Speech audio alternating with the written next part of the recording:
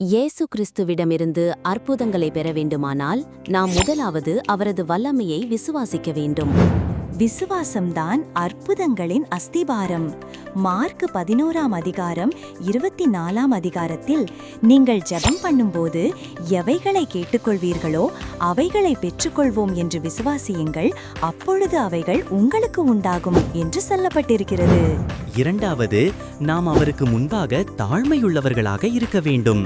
யாக்கோபு 4ஆம் அதிகாரம் 10ஆம் வசனத்தில் கர்த்தருக்கு முன்பாக தாழ்மைப்படுங்கள், அப்பொழுது அவர் உங்களை உயர்த்துவார் என்று சொல்லப்பட்டிருக்கிறது. தாழ்மை நமது வாழ்வில் அற்புதங்களை கொண்டு வரும் இரக்கத்தின் வாய்க்காலாக இருக்கிறது. கடைசியாக நாம் விசுவாசத்தின் அடிப்படையில் செயல்பட ஆரம்பிக்க வேண்டும். யாக்கோபு 2:26 கிரியைகளில்லாத விசுவாசமும் செத்ததாயிருக்கிறது என்று சொல்லப்பட்டிருக்கிறது.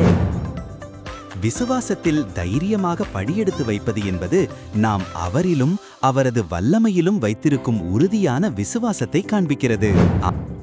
அற்புதங்கள் நாம் எதிர்பார்க்காத வழிகளில் இருந்து வருகிறது என்பதை மறந்துவிடக்கூடாது. எனவே அவரது வழிநடத்துதலுக்காக காத்திருங்கள்.